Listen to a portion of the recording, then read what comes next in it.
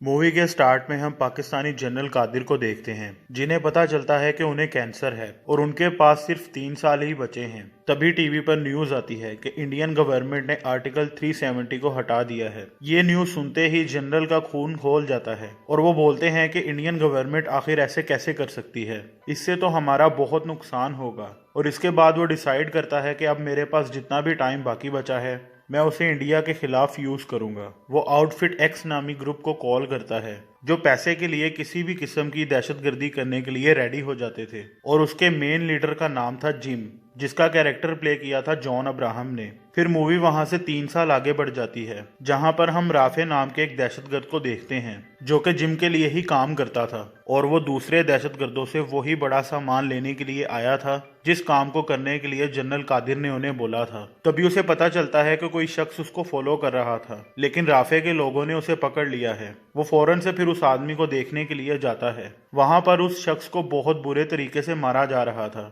Rafe जैसे ही उस आदमी की हल्की सी आवाज सुनता है, वो फौरन से उसे देखने की कोशिश करता है और राफे की आंखों में बहुत डर सा दिखाई देता है। और फिर वो अचानक से बोलता है, पठान तुम जिंदा हो। इतने में पठान अपने आप को उन लोगों से छुड़वाने में कामयाब हो जाता है और वहां पर बहुत अच्छा फाइट सीन दिखाया जाता है, जिसमें पठान उन सभी लोगों को बहुत बुरी तरह से मारता है और राफे को अपने कब्जे में लेकर वहां से चला जाता है। फिर हम नंदिनी नाम की एक औरत को देखते हैं, जो कि जोकर नामी एक सीक्रेट टीम की हेड थी और इस टीम का काम था कि रॉ के रूल्स एंड रेगुलेशंस को फॉलो करते हुए ही सारे काम किए जाएं। नंदिनी का ऑफिसर उन्हें इन्फॉर्मेशन देता है कि रुबीना को पेरिस के किसी मेट्रो स्टेशन में देखा गया है, तो नंदिनी वहां से निकलकर फौरन किसी से मिलने के लिए जाने लगती है। वो अपने जूनियर को बताती हैं कि मैं पठान से मिलने के लिए जा रही हूँ, जो कि हमारा एक बेस्ट एजेंट है, लेकिन फिलहाल वो हमसे नाराज है। फिर कहानी यहाँ से 2 साल पीछे जाती है, जहाँ पर हम देखते हैं कि पठान एक्सरसाइज कर रहा था, क्योंकि पिछले मिशन में पठान को बुरी तरह से चोटें लगी थी और इस वक्त वो हॉस्पिटल में था, जहाँ पर नंदिनी उससे मिलने के लिए आती है और उसको एज अ फन कहती है कि पठान तुम रिटायर हो चुके हो, तुम्हें अब कोई ना कोई हॉबी डेवलप कर लेनी चाहिए ताकि रिटायरमेंट के बाद तुम्हारे पास कुछ हो करने के लिए। तो पठान कहता है कि मैंने एक हॉबी ढूंढ ली है जिसका नाम है किकसुगी। जब कोई चीज टूट जाती है तो जापानीज लोग उसे सोने से जोड़ते हैं, जिससे कि उस चीज की खूबसूरती और मजबूती दोनों बढ़ जाती हैं और वो चीज पहले से ज्यादा नायाब भी हो जाती है। पठान नंदिनी को एक रिपोर्ट दिखाता है जिनमें उन सभी लोगों का डेटा मौजूद था जो पहले या तो रॉ एजेंट थे या फिर इंडियन आर्मी में काम करते थे, जो किसी मजबूरी या चोट की वजह से रिटायर हो चुके थे, लेकिन उन सभी लोगों में अभी भी जज्बा मौजूद था अपने वतन के लिए लड़ने का, मर मिटने का। पठान नंदिनी से कहता है कि हम एक ऐसी टीम बनाएंगे जिसका नाम होगा जोकर, यानी कि joint operation and cover research. इसमें वो सभी लोग हमारे साथ काम करेंगे जो किसी वजह से टूट चुके हैं और वो अपने वतन के लिए और ज्यादा टूटने को तैयार हैं। पहले तो नंदिनी पठान से कहती हैं कि नहीं, हम ऐसा नहीं कर सकते क्योंकि हमारे सीनियर्स हमें कभी भी इस चीज की परमिशन नहीं देंगे। लेकिन पठान जब नंदिनी को थोड़ा मोटिवेट करता है तो नंदिनी इस बात के लिए मान जाती है। तो इस तरह से बनती है टीम जोकर, जो कि अपने वतन के लिए कुछ भी करने के लिए रेडी थे।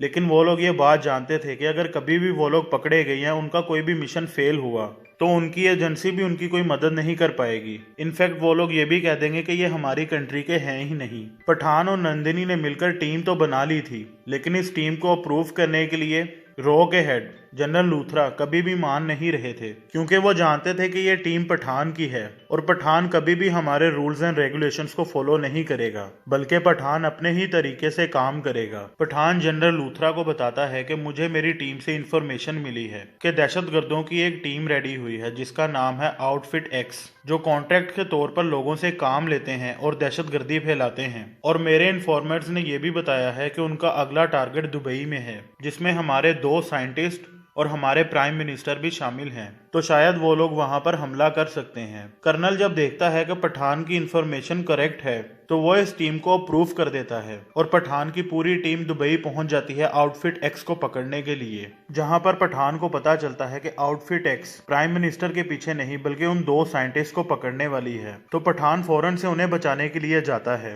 फिर हम देखते हैं कि आउटफिट एक्स का main leader gym rocket launcher से साइंटिस्ट की सिक्योरिटी वालों पर अटैक करता है है और उनमें से एक साइंटिस्ट को पकड़कर अपने साथ लेकर जाने लगता है। साइंटिस्ट को बचाने के लिए जैसे ही पठान वहां पर पहुंचता है तो जिम अपनी गाड़ी से पठान की गाड़ी को टक्कर मार देता है। जिम पठान को बहुत पहले से जानता था तो वो पठान से कहता है कि मुझे इस मुलाकात का बहुत देर से इंतजार था। यहाँ पर हमें पता चलता है कि जिम भी पहले रॉ एजेंट था, लेकिन रॉ को लगता था कि जिम मारा गया है और इंडियन गवर्नमेंट की तरफ से वीर को वीर पुरस्कार भी दिया गया था, लेकिन जिम जिंदा था और उसी ने आउटफिट एक्स नामी दहशतगर्दी ग्रुप को बनाया था।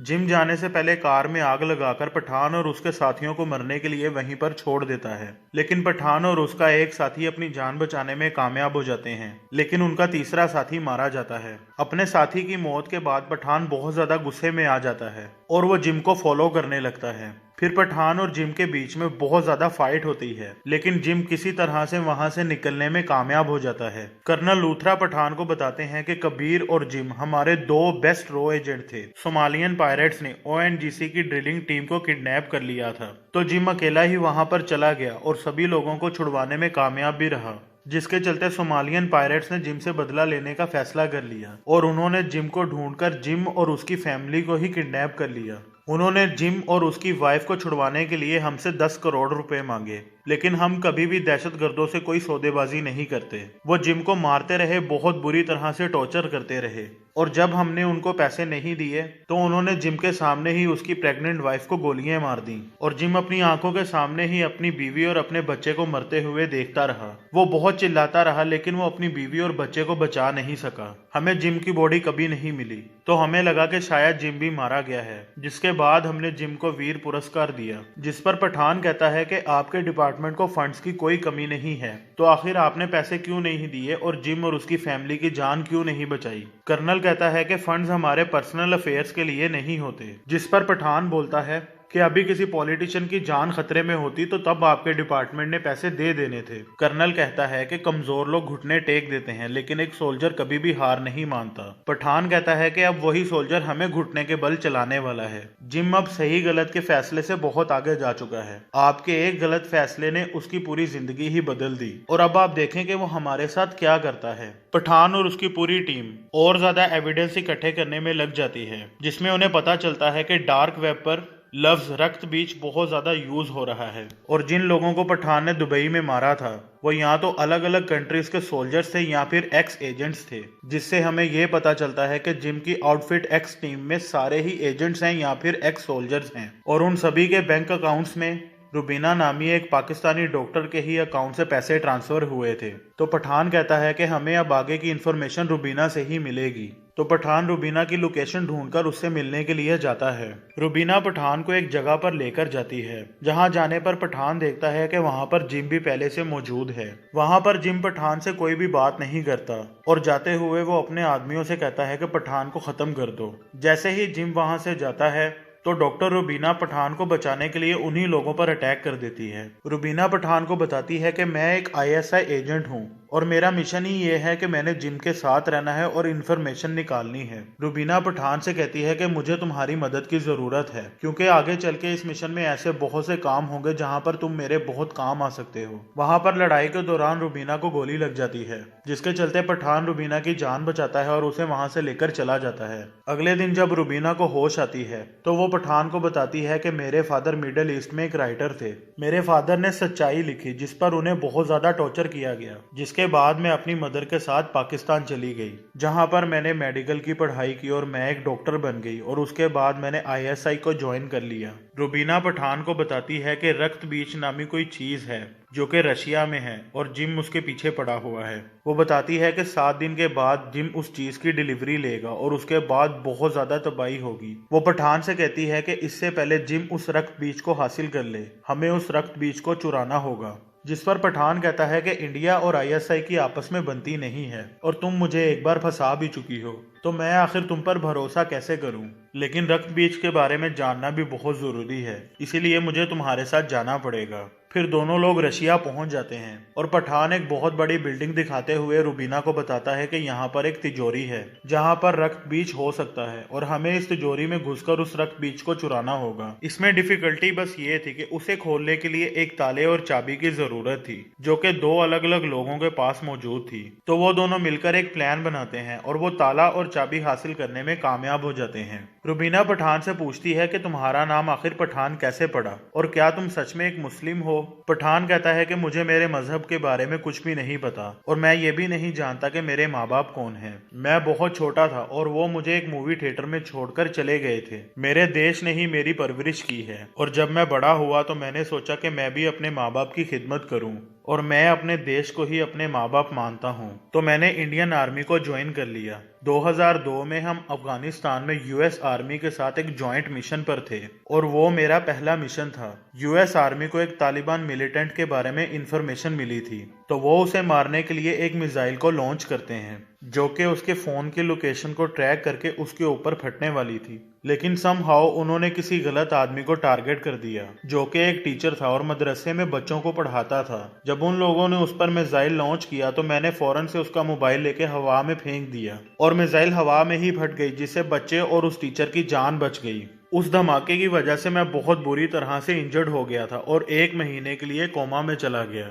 लेकिन उस गांव के सभी लोगों ने मेरे लिए दुआएं मांगी। जब मुझे होश आया तो वहां की एक औरत ने मेरे हाथ पर तावीज बांधते हुए बोला कि अब से इस गांव की हर दुआ तुम्हारे लिए होगी क्योंकि तुमने हमारे बच्चों की जान बचाई है और किसी पठान माँ ने कभी भी तुमसे ज्यादा बहादुर औलाद पैदा नहीं की होगी। तो आज से हम तेरे और तू हमारा पठान और ये पूरा गांव ही तुम्हारा घर है। और उसके बाद मेरा नाम पठान पड़ गया और मुझे मेरी फैमिली भी मिल गई। मैं हर साल ईद पर उनसे मिलने के लिए जाता भी हूँ। एक दूसरे की स्टोरी सुनने के बाद उन दोनों में एक अलग सी केमिस्ट्री पैदा हो जाती है। नेक्स्ट डे थोड़ी सी डिफिकल्टीज को फेस करने के बाद वो लोग उस ताले और चाबी की मदद से तिजोरी के अंदर पहुंचने में कामयाब हो जाते हैं और पठान रक्त बीज को भी पकड़ लेता है। तिजोरी एक मंजिल नीचे थी तो पठान को ऊपर लाने के लिए रुबीना उसे एक पाइप पकड़ाती है और बहुत चालाकी से पठान से रक्त बीज ले लेती है और उसके बाद रुबीना अपना असल रंग दिखाती है। वो पाइप को जलाकर काट देती है और पठान नीचे गिर जाता है। यानी कि रुबीना पठान को धोखा दे रही थी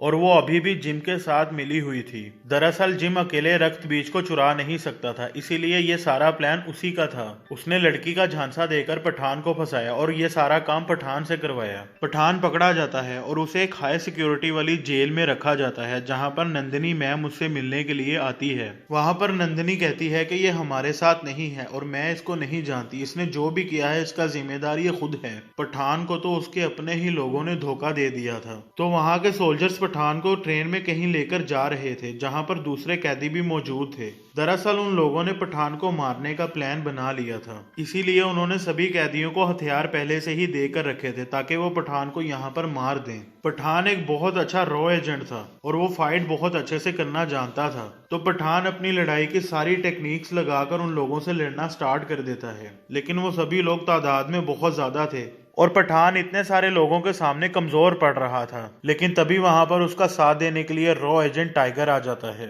पठान और टाइगर मिलकर सभी लोगों को बहुत बुरी तरह से मारना स्टार्ट कर देते हैं। फाइट के बीच में वहां पर हेलीकॉप्टर आ जाता है तो वो दोनों मशीन गन लेकर हेलीकॉप्टर को उड़ा देते हैं, लेकिन उनका बैड लक कि वो हेलीकॉप्टर सीधा जाकर उसी ब्रिज के ऊपर गिरता है जहां से ट्रेन ने गुजरना था। पठान और टाइगर भागकर अपनी जान बहुत मुश्किल से बचाते हैं। टाइगर पठान से कहता है कि मैं एक बहुत बड़े मिशन पर जा रहा हूँ, तो टाइगर को पठान की कभी भी जरूरत पड़ सकती है, इसीलिए तुम जिंदा रहना। फिर नंदिनी मैम पठान से मिलने के लिए उसके पास जाती हैं और वहां पर हमें पता चलता है कि नंदिनी ने भले ही वहां पर पठान को पहचानने से इनकार कर दिया था, लेकिन मोर्स कोड के जरिए उसने पठान को बता दिया था कि घबराओ मत, टाइगर आ रहा है तुम्हें बचाने के लिए। पठान जिम और रुबीना को ढूंढ रहा था, स्पेशली रुबीना को जिसने उसे धोखा दिया था। नंदिनी को रुबीना की लोकेशन का पता चल जाता है तो पठान रुबीना को पकड़ने में कामयाब हो जाता है। पठान समझ जाता है कि रुबीना ने जानबूझकर उन्हें अपनी लोकेशन इतनी इजीली पता चलने दी, मतलब यहाँ पर जरूर कुछ गड़बड़ है।